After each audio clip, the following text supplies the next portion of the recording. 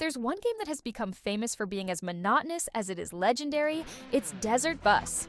Released in 1995 as part of the ill-fated Penn and Teller's Smoke and Mirrors game for the Sega CD, Desert Bus was not designed to thrill or excite. Instead, it's a tongue-in-cheek experiment in just how boring a game can be. Today, the game has reached near mythic status in gaming culture, both for its simplicity and for the unique story behind its development. Desert Bus was originally developed as a part of Penn and Teller's Smoke and Mirrors, a game collection for the Sega CD and 3DO platforms that was intended to tie in with the famous comedic magic duo Penn Jillette and Teller. The game was the brainchild of developers at Imagineering and Absolute Entertainment under the guidance of Penn and Teller, who had a strong satirical vision for the game.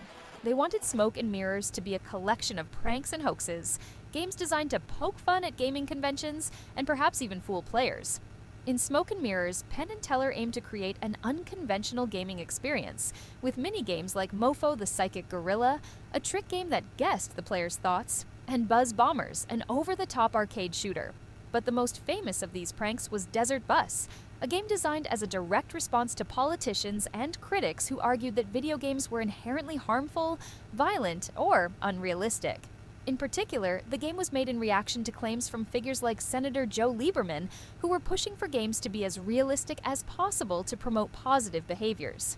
Desert Bus took that idea to the extreme by offering players a gruelingly realistic simulation of driving a bus in real time, without the excitement or danger of high-speed action.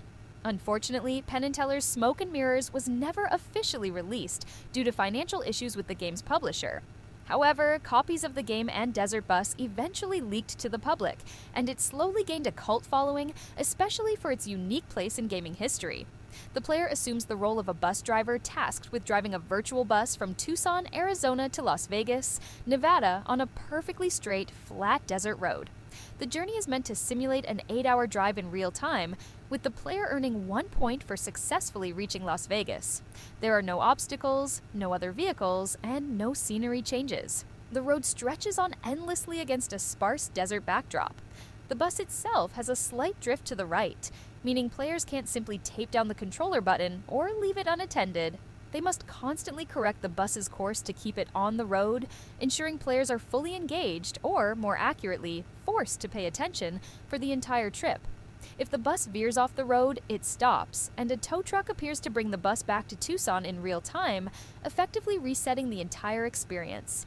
If the player completes the journey to Las Vegas, they're awarded 1 point and given the option to turn around and drive back to Tucson for another point. Desert Bus does not have an end screen, and players can theoretically continue the back-and-forth trips endlessly, accumulating points one by one. It is infamous for its minimalistic and grueling gameplay, which makes it as much a test of patience as it is of skill. Here's a breakdown of what players can expect. The primary gameplay involves pressing the D-pad to keep the bus on course. With a slight drift to the right, players must constantly adjust the wheel to stay centered on the road. Letting go of the controller or failing to correct the drift for too long will cause the bus to veer off-road, ending the journey. Driving from Tucson to Las Vegas takes 8 real-time hours, and there is no way to speed up the process. This requirement makes Desert Bus a marathon of endurance, forcing players to remain attentive for extended periods of time to earn a single point. The game's visuals consist of a flat desert landscape with very few details. A long, straight road, occasional tufts of desert grass, and sparse clouds. The only sounds are the hum of the engine and the occasional noise when the bus drifts off-road. This lack of variety emphasizes the game's satirical nature, making it feel more like a parody of driving simulators. The game's reward system is notoriously minimalistic. For every 8-hour journey, the player receives 1 point. This mechanic emphasizes the game's intentionally dull and punishing nature, as players must invest considerable time and effort for a seemingly insignificant reward. Desert Bus was designed as a satire of the argument that video games should be as realistic as possible. By creating a hyper-realistic yet boring driving game, Penn and Teller highlighted the potential absurdity of extreme realism in gaming. The game is sometimes seen as a piece of performance art rather than a traditional video game. The game found a second life when the charity event Desert Bus for Hope was founded in 2007 by Canadian comedy troupe Loading Ready Run. The event involves players taking turns driving in Desert Bus continuously to raise money for charity. Streamed online, Desert Bus for Hope has raised millions of dollars over the years, as viewers donate to keep the game going, creating an enduring legacy for a game once considered a joke. Desert Bus gained a cult following, especially among retro gaming communities, as an example of a game so bad it's good. Its notoriety has inspired memes, videos, and fan-made content, solidifying it as an iconic, albeit unconventional, part of gaming history. Given its cult status, the game has seen some re-releases.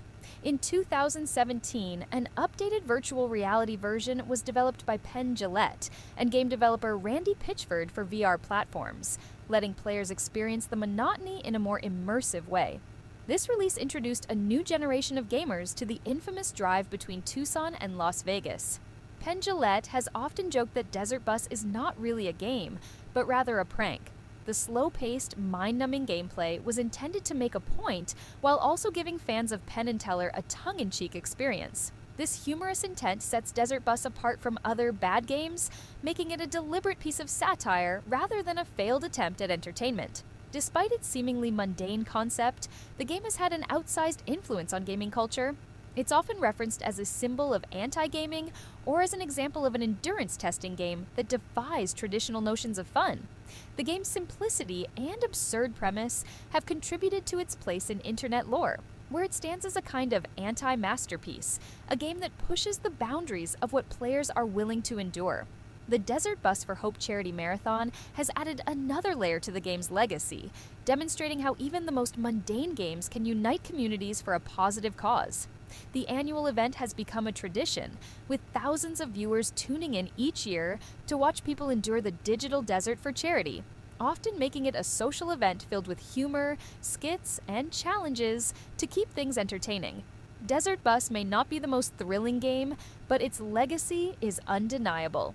What started as a satirical experiment in game design has turned into a cult classic, complete with an annual charity marathon that has raised millions for children in need. The game serves as a fascinating example of how even the most mundane ideas, when given the right context and purpose, can capture the hearts of the gaming community and endure through the decades. The sheer irony and simplicity makes it one of the most interesting experiments in game design, reminding us that video games can be so much more than just a source of entertainment. It's a game that questions our ideas of realism, boredom, and challenge, wrapped in a dry desert drive that still has people talking nearly 3 decades later. Whether you see it as a joke, an art piece, or a game that tests the limits of patience, Desert Bus will always have a unique place in video game history.